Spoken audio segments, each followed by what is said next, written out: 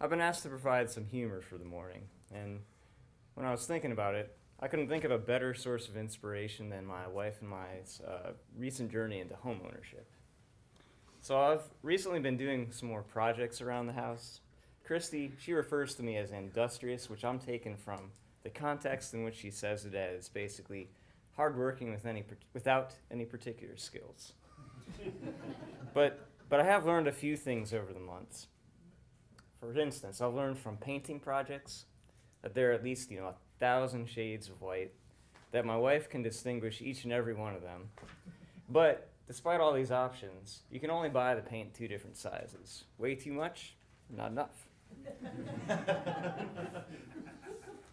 It's also changed how I look at houses. Before I owned a home, a house was just a structure: concrete, glass, wood, brick, whatever the case was. But now I'm looking at it a bit differently.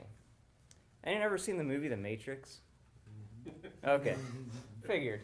All right, so at the end of that movie, the main character, he's living in this digitally created world. It's not a real world.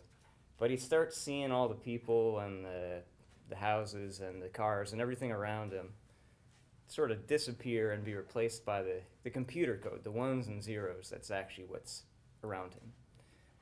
Now, that's basically how I see houses now, if you replace ones and zeros with dollar signs. Chipping paint on an exterior wall or exterior side of the house, yeah, I just see that as a few glowing, bright dollar signs. The backed up floor drain is actually just clogged up with a very dense amount of dollar signs. And a furnace that stops working, that's just a collection of dollar signs that's so bright you can't even look directly at it like the sun. Now, the benefits of doing homeowner projects extend to beyond just myself. Working on the house has given the neighbors something to talk about. For example, I had a number of projects I was working on this fall out around the house. And we had to fall back in the beginning of November and lost that hour of daylight at the end of the day. And at about the same time, I was looking at the weather forecast, and it's calling for a hard freeze within the next week or so. So I'm out there, and I've been replacing all our basement window wells. I had to work furiously after work every night to get this finished before the ground froze hard.